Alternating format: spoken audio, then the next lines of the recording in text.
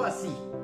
La columna de hoy, por favor, véanla en La Crónica, en 24 horas. La acabo de comentar en Televisa hace un ratitito. Guachidelincuencia organizada, todos o muchos son responsables.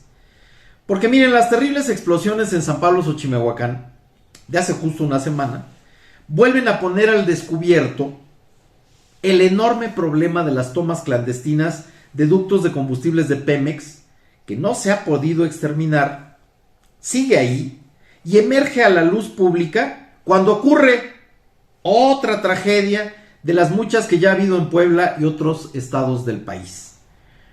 Pero analizar el huachicoleo, este término que ya se terminó de asentar en nuestro lenguaje cotidiano, es una tarea que hay que realizar desde varias perspectivas y no solo la delincuencial, que es la que todos destacan, por ser lo más visible del fenómeno, pero que en realidad abarca todo un abanico de temas sociales y gubernamentales y donde hay muchos responsables. Las tomas clandestinas de ductos de Pemex comenzaron a aparecer hace unos 10 años, más o menos, antes después, cuando pues algunos listos se dieron cuenta de que era un estupendo negocio robar y vender lo que todos usamos diariamente, pues gasolina, ¿no? Combustible. ¿Cuándo y dónde fue la primera toma clandestina? Nadie lo sabe, pero tuvo que haber alguien con conocimiento y algunos implementos tecnológicos para poder hacerlo. Digo, no llega uno y con un martillo le hace un hoyo a un ducto, ¿no? Por ello, por esto de los implementos, por esto del conocimiento, siempre he pensado que los primeros huachicoleros fueron personal de la propia empresa paraestatal Pemex y luego otros aprendieron rápidamente. Pero para poder perforar ductos, también tuvo que haber complicidad o al menos indiferencia de distintos niveles de autoridad. Los policías municipales en primera instancia, en las alcaldías por donde pasan los ductos. Por supuesto, alcaldes que se empezaron a enterar y no hicieron nada para impedirlo. Miembros del ejército y los entonces policías federales de caminos, aquellos famosos, que hoy es la Guardia Nacional, que supuestamente vigilan las carreteras del país y el entorno de estos ductos. Finalmente, gobernadores que sabían lo que estaba pasando y no hicieron nada, o bien hasta se les sorprendió siendo cómplices o protectores de las bandas guachicoleras.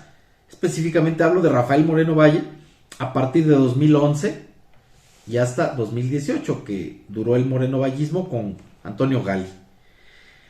Desde luego, directivos de Pemex, altos funcionarios federales también supieron del tema y nunca hicieron nada. Y quizás hasta presidentes de la República, priistas y panistas, que vieron el saqueo clandestino como una buena fuente de recursos para sus campañas y para sus propios bolsillos. Pero esa es la parte productora, ¿no?, del huachicoleo. Pero falta la parte consumidora en este ciclo de corrupción, donde hay vendedores, pero también hay ávidos compradores de gasolina o gas barato. Porque el grueso del combustible robado no se vende al menudeo solamente, ¿no? Ahí a orillas de carreteras, todos lo vemos, donde cotidianamente hay personas ahí con trapos blancos ofreciendo gasolina, a metros donde se encuentran patrullas de la Guardia Nacional, aquí en la autopista México-Puebla. Pero hay venta al menudeo, pero también al mayoreo, desde luego, ¿no? Donde dueños de gasolinerías, empresas gaseras compraban y compran el combustible robado y lo venden a grandes empresas que transportan cualquier cantidad de mercancía, productos alimenticios, y hasta gobiernos son compradores para mover sus flotillas de vehículos o patrullas de la policía. O sea, las patrullas de policía compran gasolina robada. Negocio multimillonario que, según cifras de Pemex, le cuesta a la empresa más de 30 o 40 mil millones de pesos al año. Finalmente, el huachicoleo también es un problema social, y analizar cómo combatirlo es exactamente lo mismo que debatir sobre cómo evitar que haya migrantes hacia Estados Unidos, o cómo terminar el ambulantaje o la economía informal, o cómo evitar que haya evasión fiscal de los mexicanos. Es decir, el debate es cómo erradicar la pobreza y luego la corrupción e impunidad en el país, como lo hay pobreza y corrupción en Latinoamérica y en el mundo. Los huachicoleros tienen una base social en los municipios y juntas auxiliares por donde atraviesan los ductos de Pemex. En primer lugar, porque hay asentamientos irregulares que han permitido alcaldes y gobernadores. Miles de familias se asientan como paracaidistas en zonas de riesgo y sobre ductos de combustible porque simplemente no tienen otro lugar para vivir. Los alcaldes lo saben y lo permiten porque no tienen otra forma de resolver el problema, pero también porque extorsionan a líderes de los grupos y organizaciones, entre comillas, sociales, y van dejando para el siguiente gobierno la solución del fenómeno que por supuesto nunca llega. Y desde luego, mucha gente de los municipios y de las juntas auxiliares, no toda, pero sí un buen número, también empieza a involucrarse con los huachidelincuentes por necesidad o por temor a las represalias, pero para el caso es lo mismo. Están inmiscuidos por obra o por omisión. ¿Qué gobierno y de qué partido resolverá el tema de la huachidelincuencia?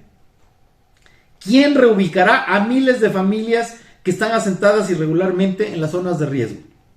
¿Cómo convencerán a miles a que se dediquen a otra actividad si no tienen ni empleo ni ingresos, ni muchos valores por los cuales luchar? ¿Quién de los últimos 8 o 10 alcaldes de Puebla y de los 20 o 30 municipios del estado donde hay huachicol ha resuelto el problema de la delincuencia huachicolera? ¿Quién de los últimos 5 o 6 gobernadores ha resuelto el problema de la pobreza en Puebla? ¿Verdad que no es lo mismo ser borracho que cantinero? En serio, el gobernador que resuelva estas interrogantes pasará a la historia y yo voy a ser el primero en promover que haya una estatua en su honor. Pero por lo pronto, a seguir en este macabro compás de espera para ver cuándo hay una tragedia más por alguna toma clandestina de combustible que pueda estallar, que desde luego no lo deseo ni yo ni nadie.